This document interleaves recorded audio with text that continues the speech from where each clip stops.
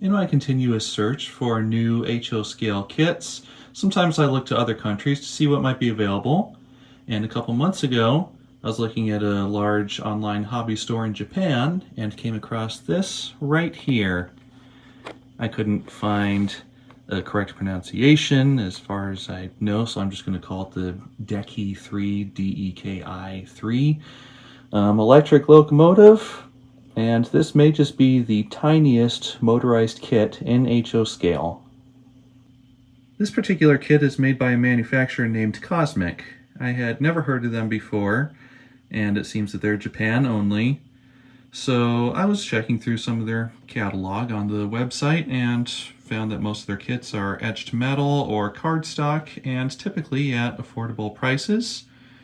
And this is one of the only ones they make that is fully motorized, and at the current exchange rate it was about $75 before shipping, so for an etched brass kit that's all motorized, includes geared wheels and everything, that's really not a bad deal. So it seemed like a good starting point for giving one of their products a try. So let's get to the workbench and look at the actual build process for this. So there's the little box for the kit. Of course, that's all written in Japanese, so I can't read much of it aside from KD number 5 there. So it's kind of nice that they designed it to fit standard KD couplers. Also 1/80th scale instead of 1/87th, so slightly larger than our American trains. Instructions, also written in Japanese. But they do have illustrations, so that at least will make it possible for me to build it without too much trouble. And then the actual kit is very small. And that may just be one of the tiniest 12-volt motors I've ever seen. Should have a good gear ratio though, so I don't expect any torque issues. Little screw bag, windows, and a couple other parts. Figure out what they are later. And the last package, which is the main kit, all etched metal.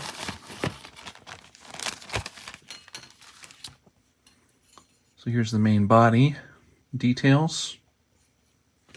And then this one here would be the chassis. So this is what I'll start with. So that's all brass. Looks like it's pretty good quality. And what's this here? This must be the electrical pickup system. And this brass here is actually a pretty good gauge of metal, so in spite of its size, it's got some heft to it. Yeah, let's see what needs to be done here. Also get these out, might as well. And these look like some really good quality parts. Wheels are nicely polished, very smooth. There, getting closer up on the gear, you can see that it has a nice helical cut to it to match up to the worms. So that should make it run nice and smoothly, a little quieter. Of course, the reduction gear is brass, so there is going to be some whining from that, I expect. But the mesh there is actually moving very smoothly, so it may not end up being too noisy. We'll see. I wonder how much torque this little motor has, or how fast it's going to run. That is really amazing that they can make them that tiny now. So I'll go from this side to cut the parts out. I just have to watch to make sure that I'm cutting actual tabs and not these bend points that they've etched in. So let's see, this one's got a tab. There's one right there. Just run over that a few times with the knife. Okay. All right, so there are bend points on both sides. So it looks like it folds right here. Oh yeah, that's pretty easy to do. Right there. Another one here. I see. That one fits into there, and then bends around to hold it closed. So if you've ever assembled those etched metal earth kits that you find in like a Hobby Lobby, other places like that, this actually feels pretty similar to building one of those. A lot of interlocking tabs that work together. Oops, missed that one there. Don't want to bend and unbend these too many times. Yeah, this is fitting together very, this has a very clean fit to it. That's nice. And this one, yeah, this bends around this way. And that way. Bend that back over since that's finished now. So it's got a little bit of structure to it, but I think I'm going to solder this together to really make it solid. And before I get to soldering, I'm going to put the rest of the parts together just to make sure it's nice and square. And notice that this plate here goes on only one way. There's one side without a slot here, and one side has a slightly larger slot than the other. So that matches up to these two tabs on the under frame, just like that.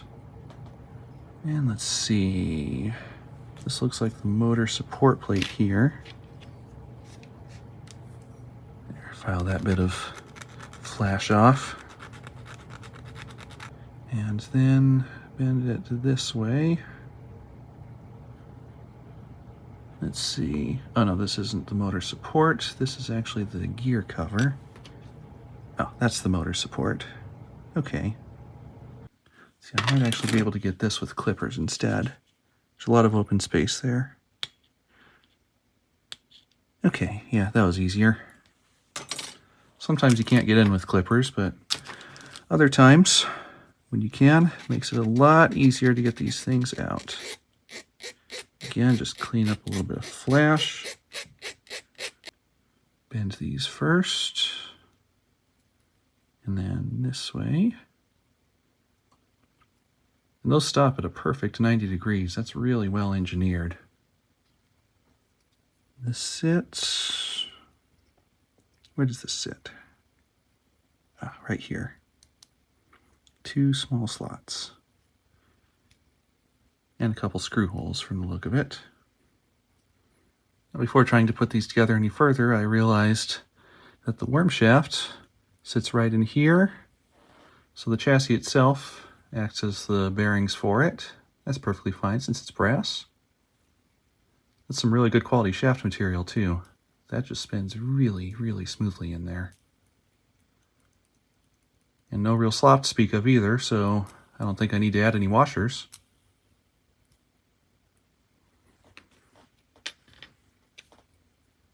Okay, just set this down on top. Still turns smoothly.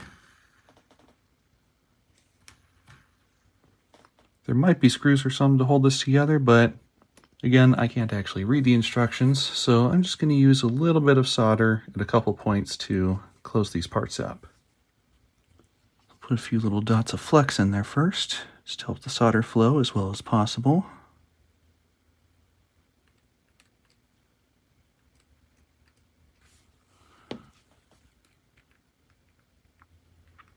Yeah, that all looks good. So now I've got my solder. Using my large tipped iron to help it heat up and flow as quickly as possible.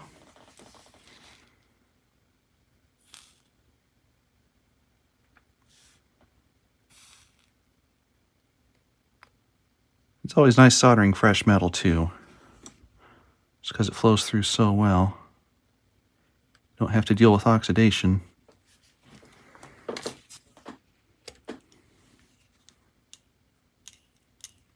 Still turns nice and smooth.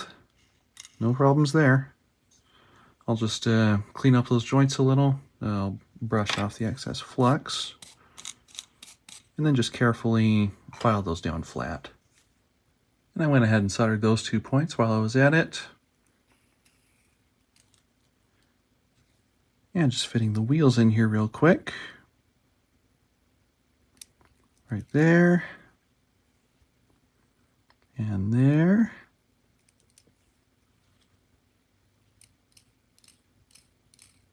That is amazing just how smoothly that turns. It's almost like there's a flywheel in there. This should be a really, really nice runner when it's done. Now to get this motor mount held in place, I think all I need are a couple of these little screws here. No threading in the metal that I can see, but these may just do some self-tapping. Yeah, okay. This may also be how the chassis was supposed to fit together, with just a few screw points here. Not 100% sure. These go in pretty easily.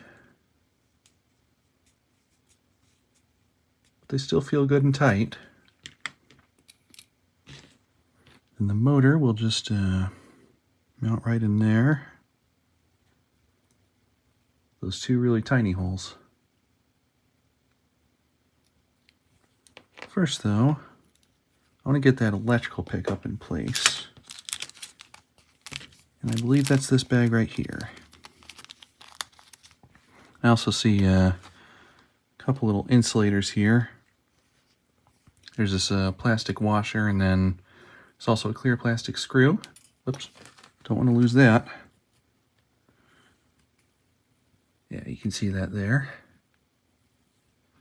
Be easy to misplace that, so I want to keep a good eye out to make sure I don't lose it by accident. I think I can get in here with clippers. Yeah, just barely. Only one tab holding it. Now looking at the instructions, looks like there is a specific way to fold this. It's possible that it just contacts the motor brush instead of soldering to it, although I'm probably going to solder it anyway. Let's see though, the bend point. Since this is so thin, it doesn't have one etched in. So I think these tiny slots here may be the bending points. Yeah, these are the bend points. So grab it like that. Pliers. Give that a good 90-degree bend. So this goes through that slot.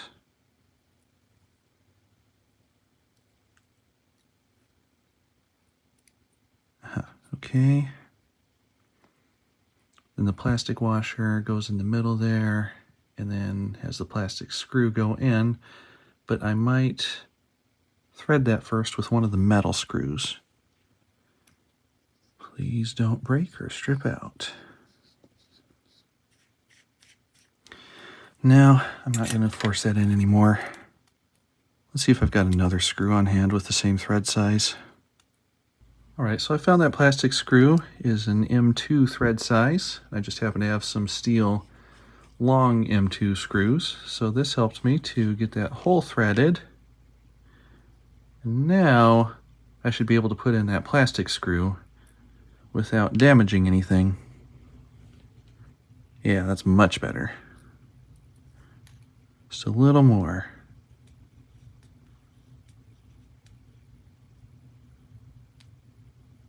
You don't want to over tighten a screw like that. Plastic screws should never be more than snug. That strip comes pretty close to the gear. It's not touching it, but I assume that I'll have to bend it out a little. But that's at least in place over there now. There's one more point here that I have to bend up. This is the part that contacts the motor. Now there's getting the motor in place, and looking at the instructions, they indicate that this little tab faces up, and after powering up the motor real quick, that is correct. So I'll slide that down in there. It looks like the very end of that tab actually fits into those little contact holes in the motor. So that makes it really easy to line things up. There's one more contact strip that goes in place, but since that's just a little thing, here it is. I'll put that in once I've got the motor mounted. Uses these two little screws, I think. No, those are too big. What does it use? Oh, maybe it's these here. These even tinier screws. Really, really tiny screws. Don't breathe too hard when you're building one of these. You might just lose all your parts.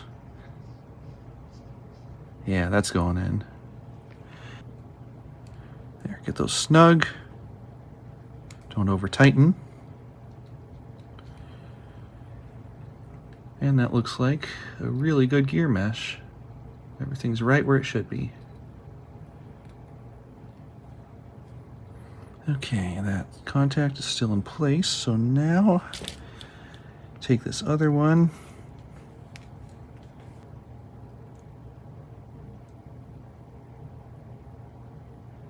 I'll just bend it a little while I'm doing that.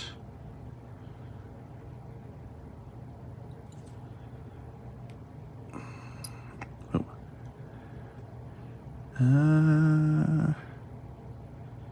Yeah, that's where it needs to go.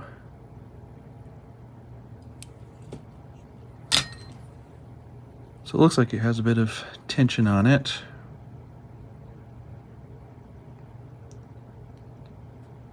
And that's probably the way that it's supposed to be. So let's test that out real quick. Just touch the motor terminal to this, the power terminal to that one, but I'll clip it onto the chassis. Let's put a couple volts in. Hope for no short circuits. There it goes. That works just the way it's supposed to. No solder required.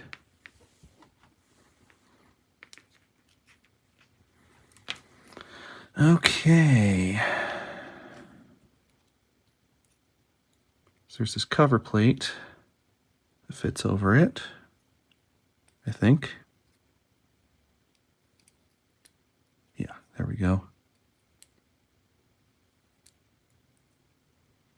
I see 2 tabs on top of here. Oh, 4 tabs actually. Doesn't look like they go to anything. They just kind of hold this plate up. So I guess that's correct.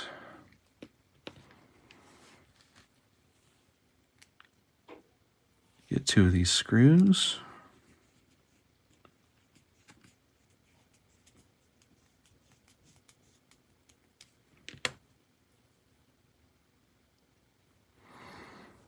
Now, as for the wheels, yeah, I am gonna bend these contacts out just a little. Not much though. Just enough to make sure that they've got good contact with the wheels.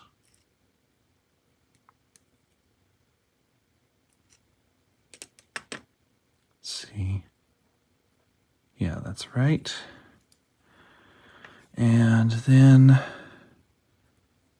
one insulated, one non-insulated wheel. Drop that in.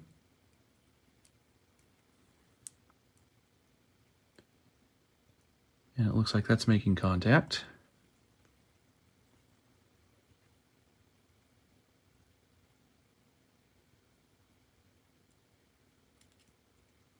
Oops, almost got that backwards.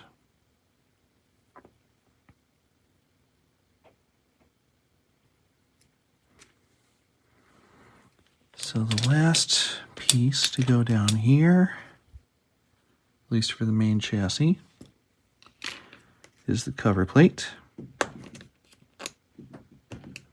Oh, why am I doing that? There's plenty of room for the clippers on this one. I'm just so used to having to use the knife for some of the other etched kits because there's been no room for the clippers. So I just kind of automatically reach for it.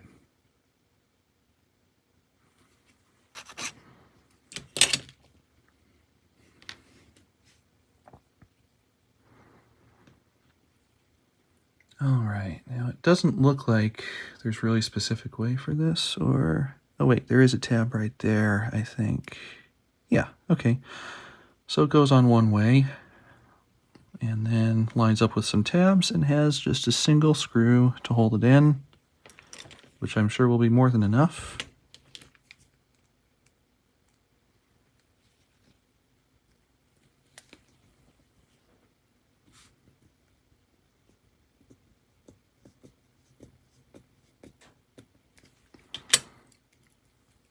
Okay, aside from adding a little bit of oil, there's the main assembly of the chassis. Let's put this on some track real quick and see how it does.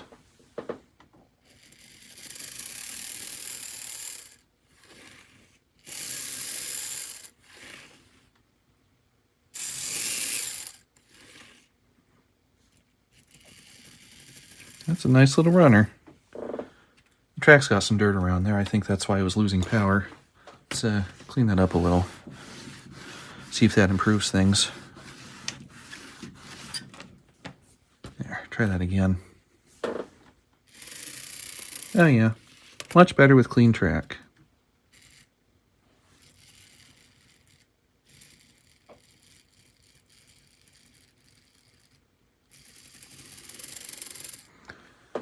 This should be a really nice runner when it's done. So let's just add some oil to these bearings.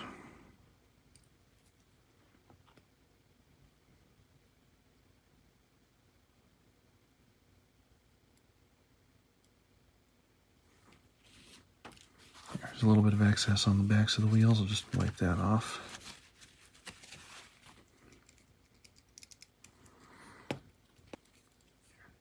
Little white lithium grease for each of these brass gears.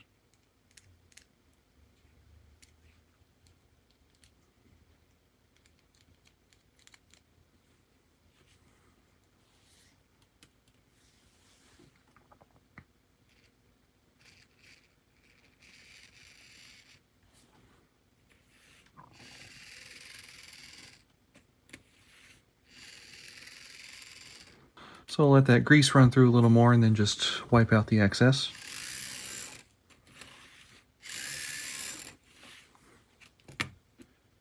Make sure it goes through in both directions.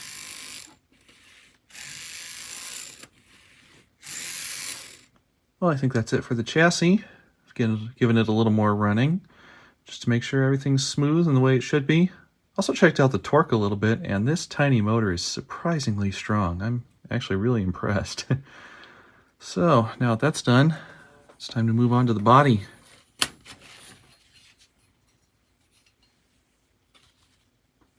So, for the main body, a couple points there. And a couple more here.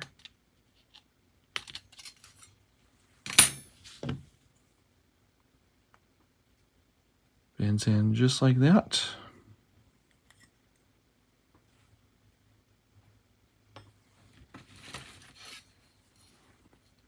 And there's also the front and back, and these have kind of a specific curve to them from the look of it. So we'll see how they engineered that. Maybe it'll be really easy, maybe not. Okay, so this side is the detail side.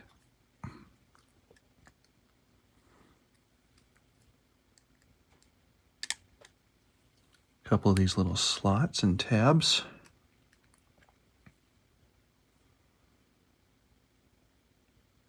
Spins over that way.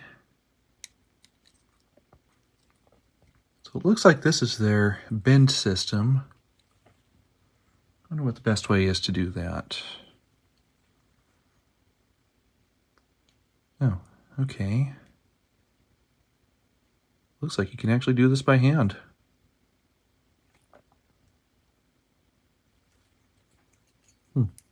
Then just keep going until everything matches up to the side.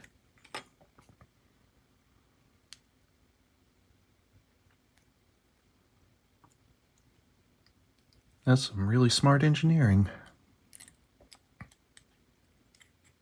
That is really amazing just how cleanly that matches up. I only bent that by hand. I mean, you just saw that earlier, but that didn't even take much effort at all. And yet, it came to a perfect angle.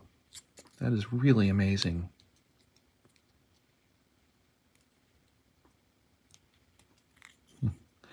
Okay, so those two tabs are holding it on.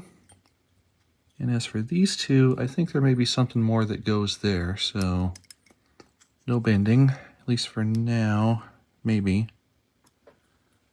Or maybe, oh, actually, they do bend up. And then there's a headlight detail that fits to that little end hole.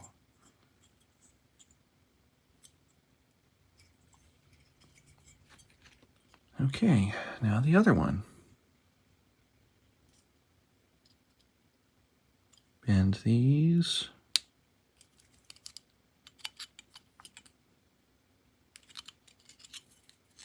Then this one.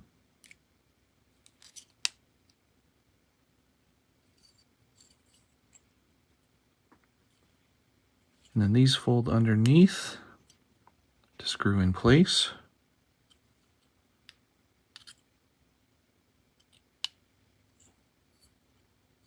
Boy, that was a lot easier than I thought it would be. That turned out really nice, too.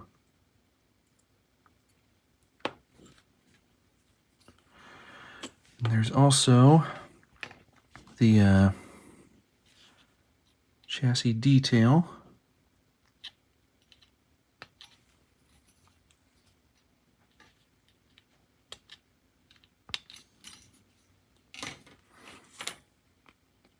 They hid some other details inside of it. Clip those out. Okay.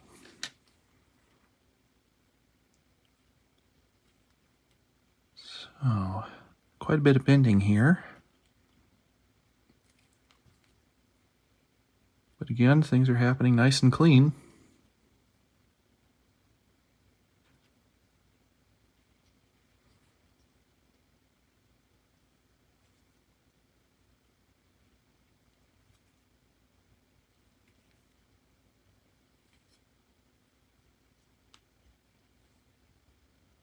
And there's that done.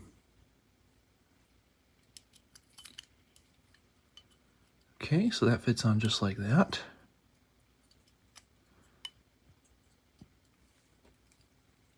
So the chassis will drop inside.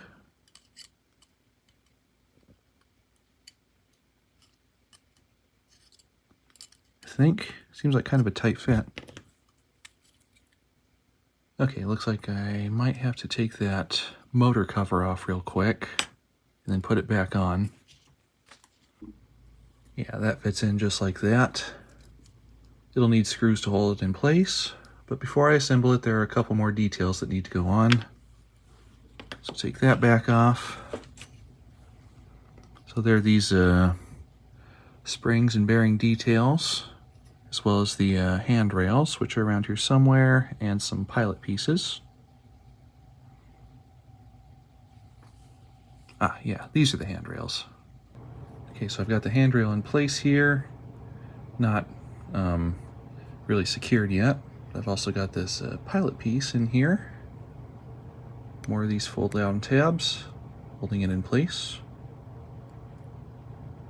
Although I might solder that to strengthen it. But that does seem to be pretty good already.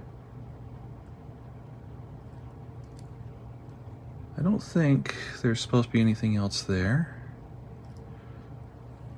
Let's see, yeah, I'm not seeing anything else, so it must be that these tabs just bend down.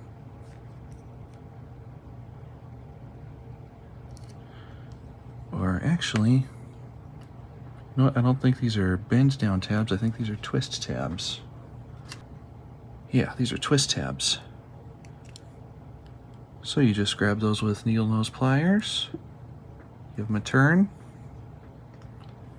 and those are installed nice and tight.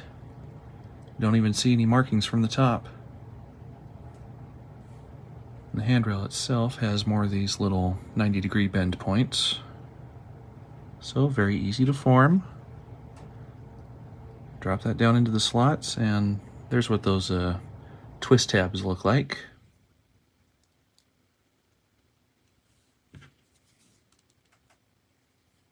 Same thing. And holding in place nice and strong.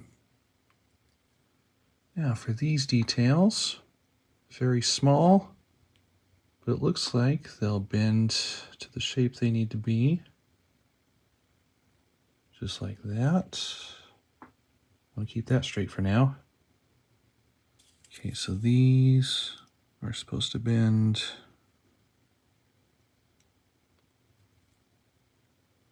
this way.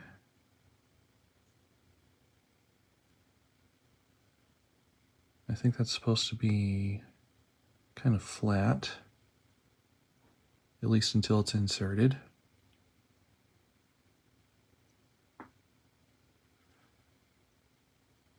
Yeah, that's the bend point.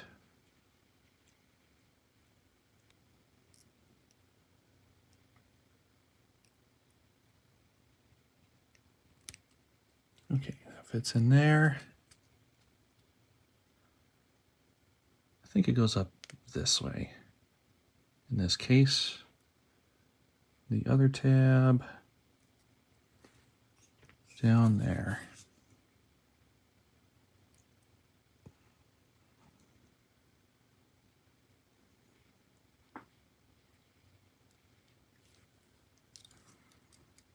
Okay, so that fits just like that.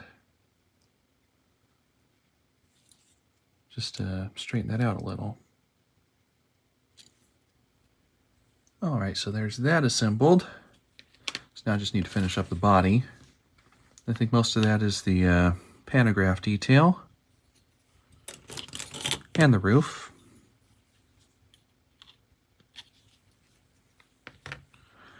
Okay, now which way is this roof supposed to bend around? Okay, so it looks like it matches up to a couple tabs on the top of here, so I need to file those smooth.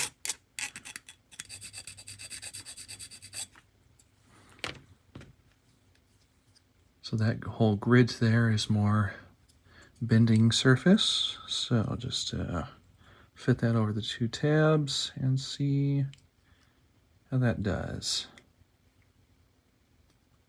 I'll need to bend it a little more off of the model, I think. Real gently.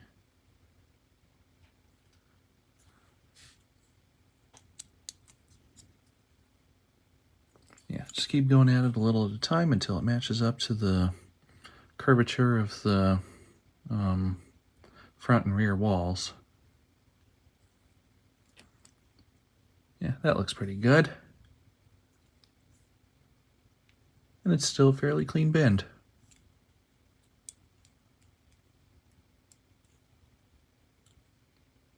As for how that holds in place, it looks like it uses the pantograph assembly. Okay, so just some tabs around there. It's more of these that stop at 90 degrees. That really makes it easy to build this.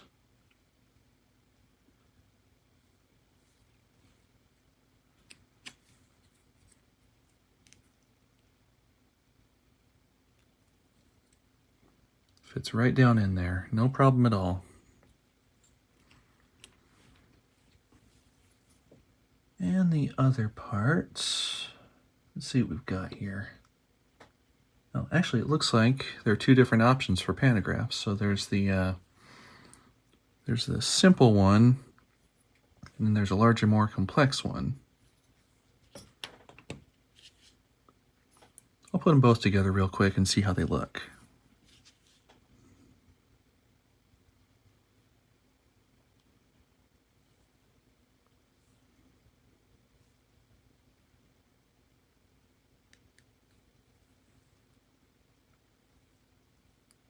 Okay, so that fits into the tab slot.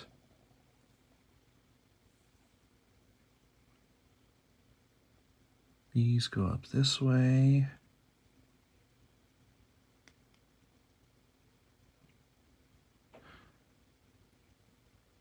I guess that was supposed to be in that way. Okay, I did not make a mistake.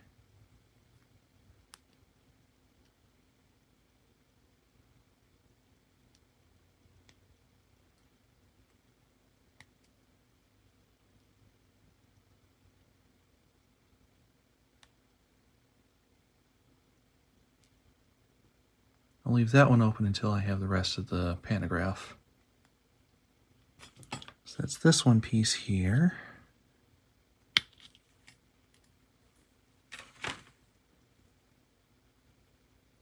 So that fits into there.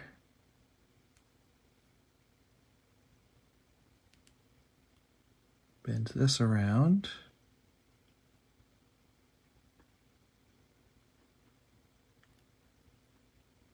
Okay. So there's one pantograph option. And the other one is the small and simple style.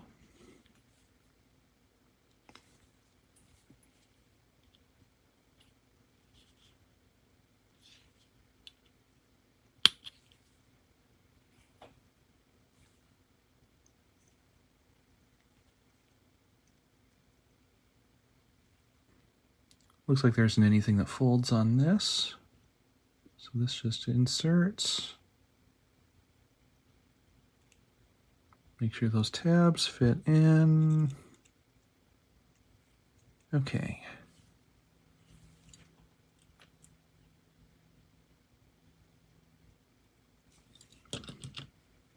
I think that's all there is to that one.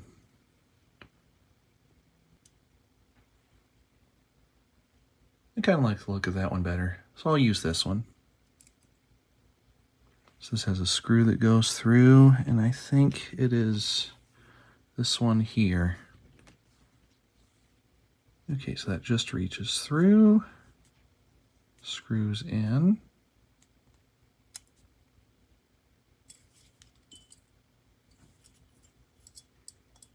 And that is now on there. That's pretty cool. So there are two of these. They're the headlights, and they fit onto those tabs there. It looks like they glue into place, although there are also these really tiny screws, so it's possible that they can be used to hold them in there, but I'm just going to use some glue to make it easier. And then once those are on, I think that finishes it for the details. I mean, there are just a few little things left on here that I'm finding, like that may just be part of the trees there, but there are these other small parts which look like they go somewhere. I don't see them in the instructions though.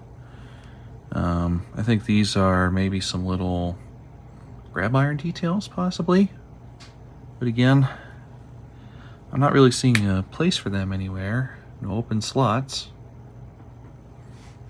Not on either of these parts. So I think I'll just put on those light details and then finish the assembly, and if I figure out where those other parts go, I'll put them on later. Just a little touch of super glue on the back of that. And then line it up with that hole, making sure it's straight.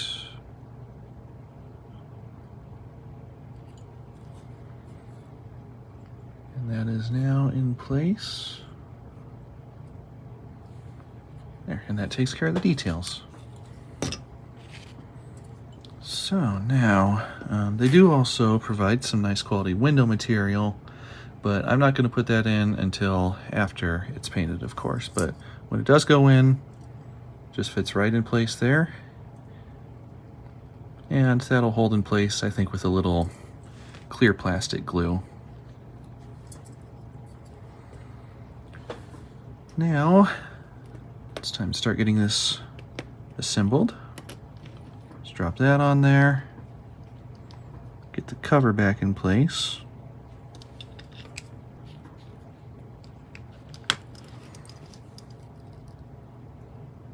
Now the body, just drop down onto there. And the screws to hold it together. Let's see, there are 4 of these little ones left, so I'll try that first. I think that'll be enough to go through all 3 layers of sheet metal.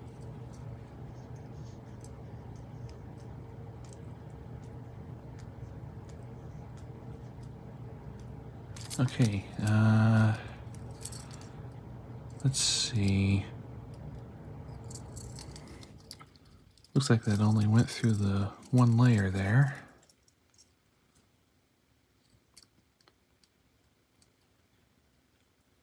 Oh, you know what?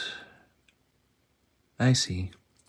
So these short screws were actually for assembling the chassis early on in place of the soldering that I did before.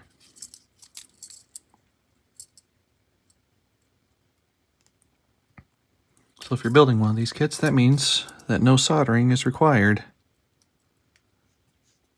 Just a small screwdriver. So in that case, it looks like those there are the actual body mounting holes. These in the corners.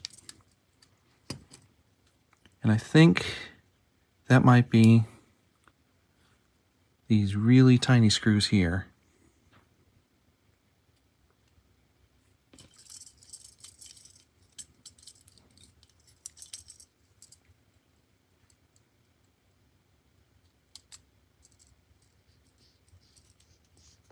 Yep, sure is.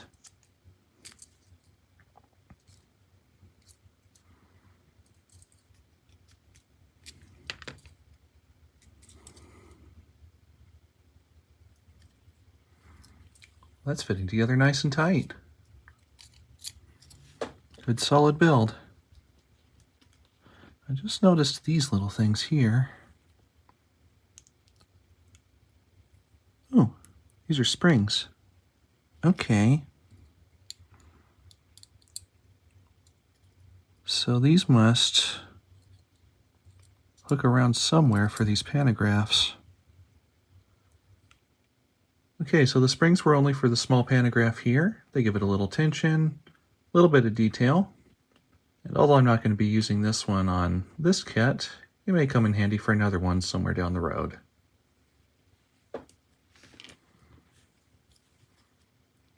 As for couplers, this is designed to fit KD number 5s. Looks like it even uses the regular coupler pocket. They provide these screws in order to get that in there, so I'll just put those in a bit later. But for now, I've got a nice little fully built model here, so I can give that some run time, see if there are any problems, and then get to painting it. So after getting it assembled, it didn't really run very well, so I kind of looked back to see if there was anything I did wrong, and I found out that these pieces here that I had bent upward actually fold all the way underneath, so they're actually spacers for the chassis. So that should get rid of the binding problem I was having, and hopefully this will run a lot smoother now. And that little change for the spacer made all the difference. This is now a very smooth runner. Not a single problem in there.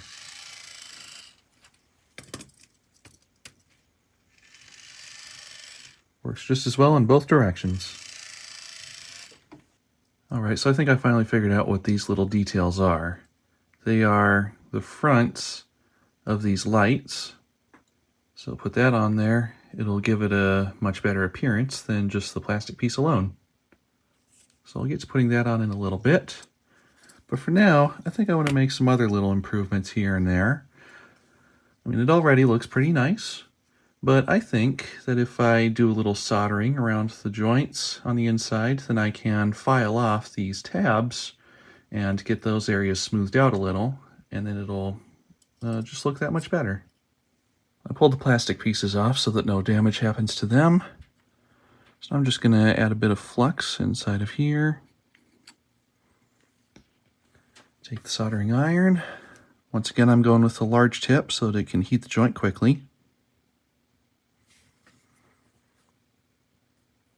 I'll just hold that in there. I think I'll put this in my little clamp. It's wanting to move around on me too much. Yeah, that's going a lot better.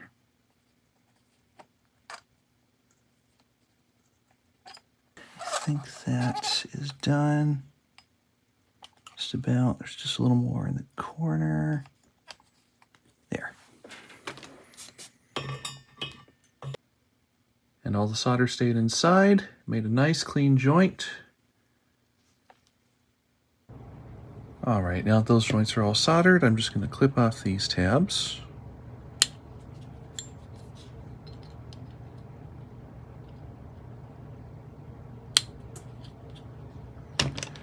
And then I can file down the rest just to make that nice and smooth. There, a little filing and sanding later, that looks nice and smooth. Actually makes a pretty big difference over having the tabs there. So that should look really good when it's painted. I'm putting those detail parts back on so you can see now how that front headlight lens piece fits onto there. It's not quite perfect, but it does make it look a lot better than just the almost flat plastic piece alone. The pilots on the frame are put together the same way as the body with these tabs here, so I'm going to give it the same treatment. I already put some flux into there, so I just need to solder those real quick, then file them flat.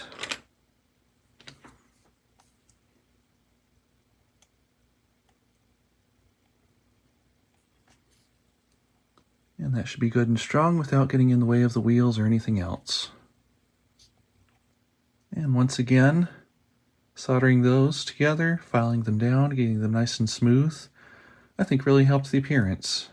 I just have to file these down to get them nice and square at the corners. And then I think all the body work will be done.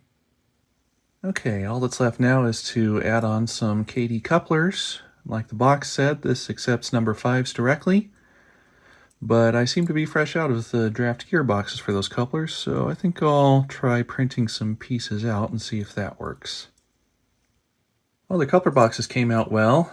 I designed them to be as close to the exact size of the original KDs as possible, and they came out of the printer looking pretty good. They worked just fine.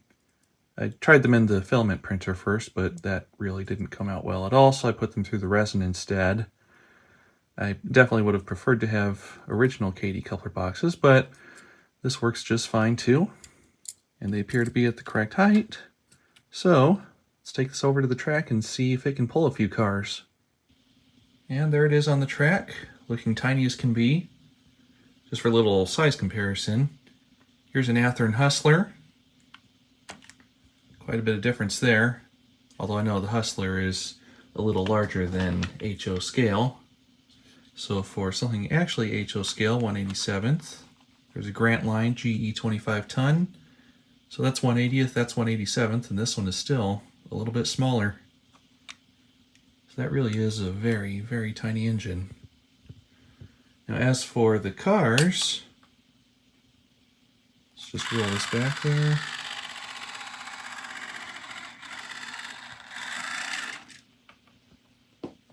So I've got a half dozen of these old Varney hoppers with a Mantua bobber caboose at the end.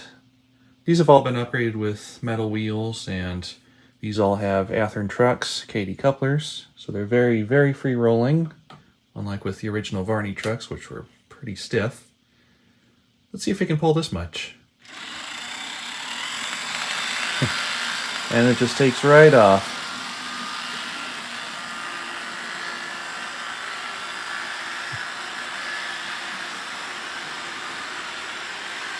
Almost looks a little silly, doesn't it? Having something that tiny pulling a bunch of freight cars that are all at least 3 times bigger than that is.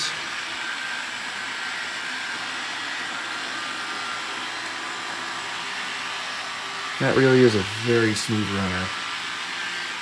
It's a good quality mechanism in this thing.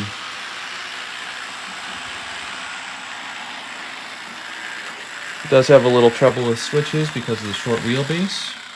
Not much I can do about that aside from a permanently coupled electrical pickup freight car or something, but I don't really want to do that, so I'll just have to run it quick enough in that area that it can always go over those switches. And the momentum of the freight cars helps a little bit too.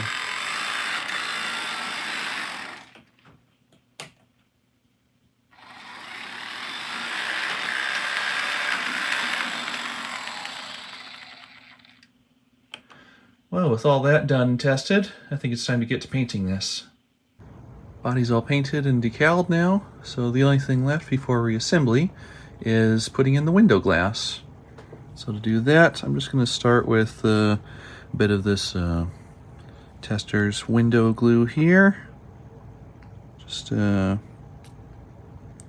bit in here. A little more over here. And here. Now, take the window glass, just slip that into place, push it down a little bit. It has a pretty good fit, so it'll hold in place pretty nicely while the glue dries. And there it is, all put together and finished. I painted this to look pretty much the same as the others I've done in the past that are like this. So mostly black, silver sides, did a silver roof on this one. And then I just painted the headlight lenses instead of putting actual lights in there. Got Katie number 5s. So this here is my fictional Central Illinois Railroad, which is also Central Illinois Logging on some others. And AEG, because this marking also appears on the real one. It's made by AEG in Germany.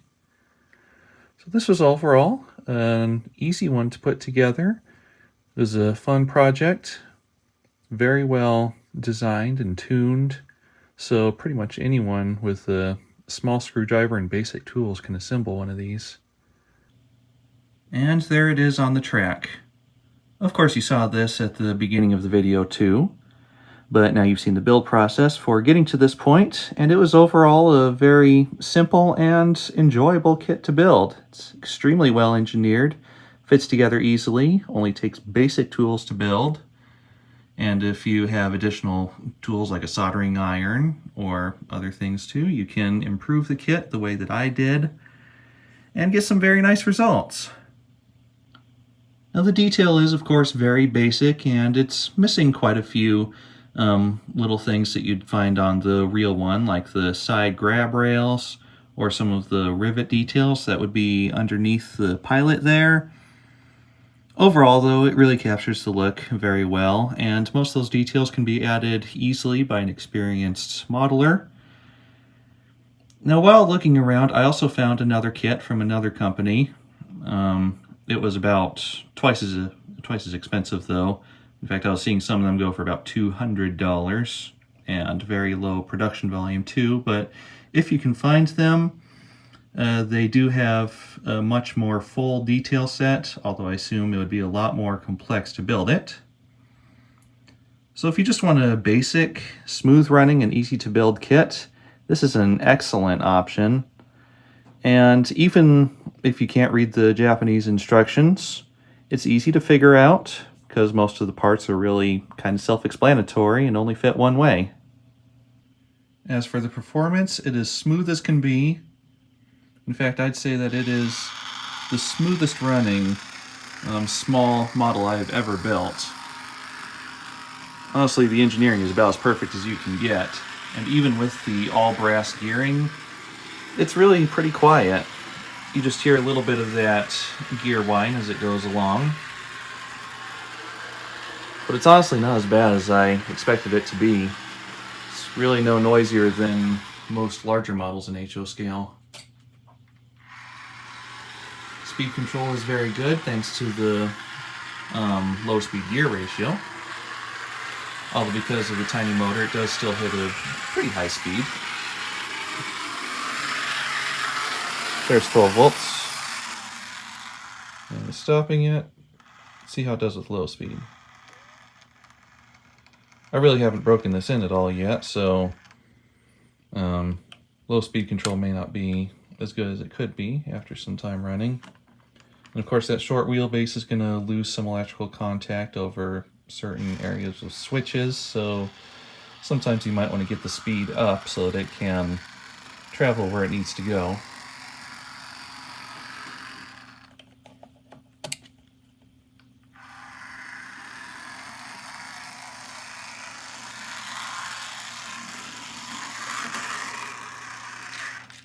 And of course, thanks to the all-metal construction, even if it's not too heavy, it does have enough weight to give it some traction to pull a load of cars. I've got that half dozen cars behind it right now, along with a little caboose. It's pulling along just fine. So it can certainly pull an unrealistically large load for something this size. I looked up videos of the real one running in Japan, and it looks like it only pulls one, maybe two passenger cars at the most, going around the little scenic railway.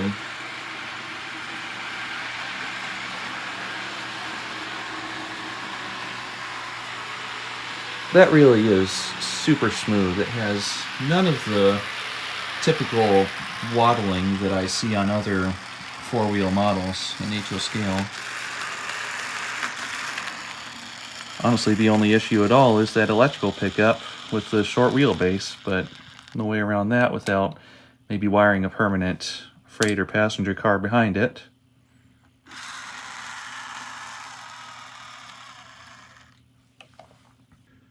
The real one was built in 1922 in Germany by AEG, and this actually has, I'd say, more of a European look about it than Japanese. So that actually means that it can look completely at home either on a European or Japanese railway, or even with just some maybe minor detail modifications, it would also look perfectly realistic on an American railroad. So this is really kind of a, I'd say, universal worldwide model that can be run on just about any layout where you might want a small electric switcher. Overall, this really is nothing short of an excellent model, especially for the price they're charging, which again, at the current exchange rate is only about $75 US. So it's a decent value. It's an easy, enjoyable kit to build, and it can look good on really just about any railroad worldwide. So I definitely recommend this model if you want a small switcher like this. I really don't think you'll be disappointed.